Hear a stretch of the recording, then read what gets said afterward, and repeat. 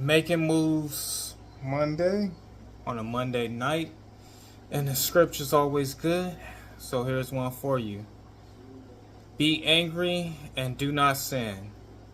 Do not let the sun go down on your wrath, nor give place to the devil.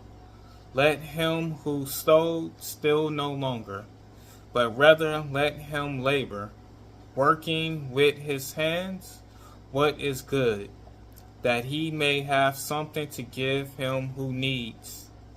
Let no corrupt word proceed out of your mouth, but what is good for necessity, edification, that it may impart grace to the hearer.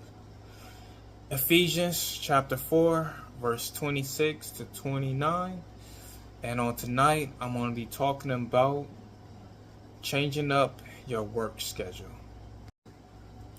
So one of the most asked things when it comes to going on an interview and getting a job is, where am I going to actually be working, and what is my work schedule going to actually look like?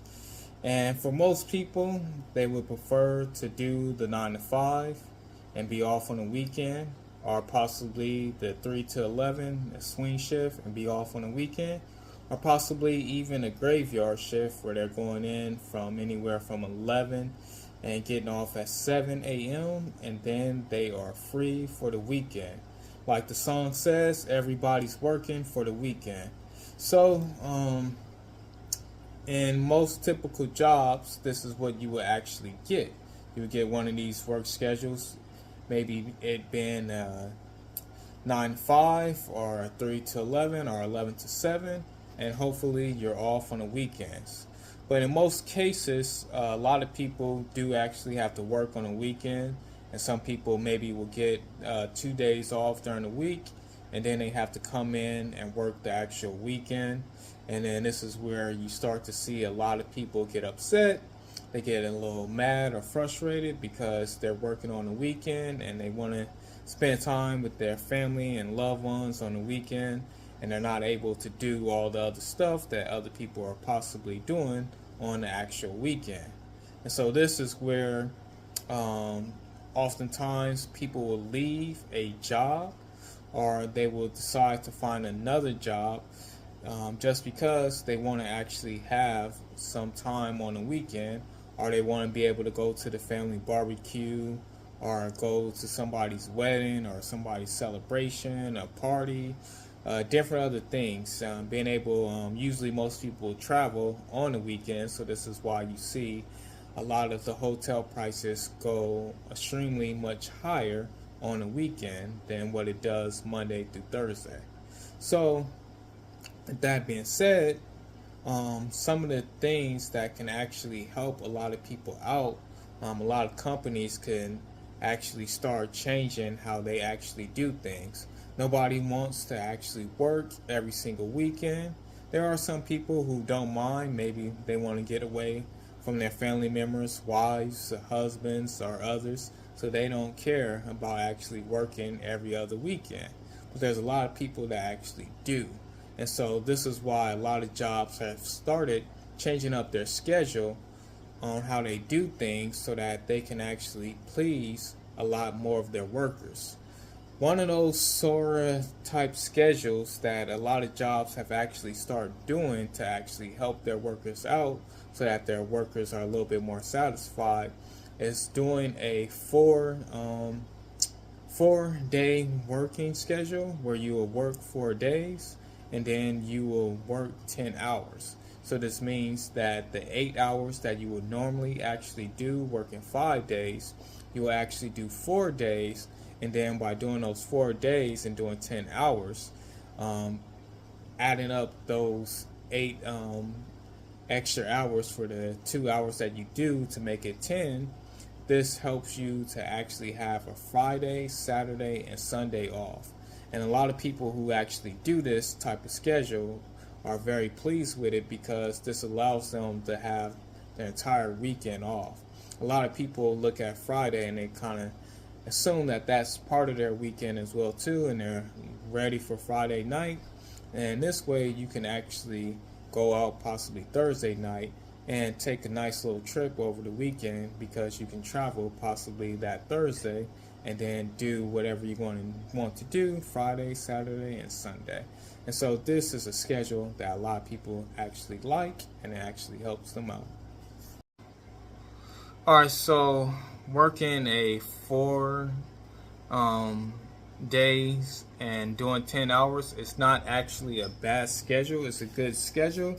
But like with everything in life, they do have their ups and downs, and some good sides, some bad sides. Some of the bad sides of doing a 4 days and working 10 hours is you may not have a whole lot of time to actually spend doing things like taking your kids to school, or actually picking them up from school, or doing things with them during the night. What I mean by that, let's just say you were doing a 9 to 5 possibly, and then they say, hey, you're going to start doing 10 hours, so then that means you have to start coming in a little bit earlier, so maybe you have to start coming in at 7. So if you're coming in at 7, then that means that you may not be able to drop your kids off for school. That means that you may not be able to, get your breakfast in a decent time, because it's way too early, and you gotta wake up a little bit extra early so that you can make it to work on time. And then also too, if on the flip side, if they say for your 9 to 5 you're gonna still come in at 9, but you're gonna get off at 7 p.m., then that means that you're going to have to actually possibly miss out on being able to make a meal for your kids or your family when you get home, or even maybe having a little more time with them before they actually go to bed, depending on what time you send your kids to bed. And some of y'all may send y'all kids to bed at midnight. I don't know. So anyways, this is some things that would make people be down on working the 4 days, 10 hours in a week. But I definitely think with you having the weekend off and every weekend off, it's definitely a good thing to have a Friday, Saturday, and Sunday off. Now, depending on what state you actually live in, this also could be a little bad, because for a certain amount of states only do this. A lot of the U.S. states don't actually do it. And what I mean is, in certain states, they pay you time and a half anytime you go over your 8 hours. So anytime you go over your 8 hours, even if, let's just say, you did a 10-hour shift and you don't work any other time the rest of that week, you'll get paid your regular pay for the first 8 hours. But then for those 2 hours that you did after that, you would get time and a half. Now, most states, they don't actually do that, and you have to actually wait until you go over your actual 40 during that pay period or that pay week. So if you don't go over your 40 hours, then you don't get any time and a half. So they can work you maybe 16 hours, 18 hours. And then as long as they say maybe on one day, hey, we'll give them the day off so that they don't go over their 40, then you would have done those 18, 16 hours, and you would get no time and a half or no overtime. And so this is how a lot of states are able to take advantage of a lot of people by actually doing this. And that leads me to another schedule that a lot of people like doing, because certain jobs definitely feel that giving you every weekend off is possibly not a good thing, but they do want to give you some weekends off, so they may do this schedule where you flip every other week. So meaning that you'll have one weekend off, and then the next week you'll actually be working. So for instance, let's say if you work, it's called a 3-2-2-3 schedule, and then usually depending on the job, it may have you working on one day only 6 hours, and then on the other day should be actually doing 12 hours. So this is kind of the breakdown of how it would actually go. So one of them would be like you'll go in on a weekend and work. So you'll work Friday, Saturday, Sunday, 12-hour shifts. Then you'll be off on the Monday. And then on Tuesday, you'll come back in and you will actually do 6 hours, and then they will kind of flip possibly the time of when you come in, or depending on the job, you'll just do 6 hours. It'll be the same time. So then after on Tuesday, what will happen is you will actually have to come in Wednesday and Thursday, and you would do 12 hours, and then the following weekend you'll be off Friday, Saturday, and Sunday. And then you'll come back Monday, you'll do a 12-hour shift, and then you'll come back Tuesday and you would do a 6-hour shift, and then Wednesday, Thursday you will actually be off, and then the cycle repeats itself again where you work the weekend, Friday, Saturday, and Sunday, 12-hour shifts. So this is a schedule that some people actually like, and they like doing it because at least they get every other weekend off. Now, doing the 3-2-2-3 schedule, I think that's a good schedule to actually do. You have every other weekend off. I guess the bad side of doing a schedule like that is it's hard to sometimes when people have something that's going on. I mean, I guess you can always take time off, but it's kind of like you have to plan things out ahead of time and be like, oh no, I'm not off that weekend. Oh, I can't be there. I'm not off that weekend. Okay, I could be there this weekend. So it's one of those things where I think that was probably be one of the things that most people would complain about doing that schedule, is that they never know when something's going to actually happen, and then sometimes it just falls that the weekend that you're actually off, nothing's happening, and then every weekend that you're on to actually work, something's going on, something's happening, and then you can't actually make it, or you can't actually be there. And then the same way as I was mentioning with the 4 days, 10 hours, some of the bad sides is that you have to, when you're doing those 12 hours, you have to miss out on certain things because you are getting in early and possibly getting off a little bit late. So if you're doing a 7 to 7, then you're having to get in early, and then by 7 p.m. most things have already been done. In terms of if you have an after school program or something going on with your kids, or even just early in the morning being able to drop them off. So makes things a little bit difficult with that type of schedule. Now, another schedule that a lot of people love to actually do, and it can definitely, I would definitely say probably the bad side about it is it may drain you a lot, but it's doing 7 on and 7 off. Now, depending on what kind of job you work, maybe you may be doing 8-hour shifts, maybe possibly 10 or 12-hour shifts. It depends on where you work. But you'll work these 7 days back to back. And now the good thing about it is that you will be off the following week. 7 days, 7 days off, 7 on, 7 off. I think this schedule would definitely work for those who love to travel, because this means that you can possibly travel every other week, and you can go and get away and just do stuff.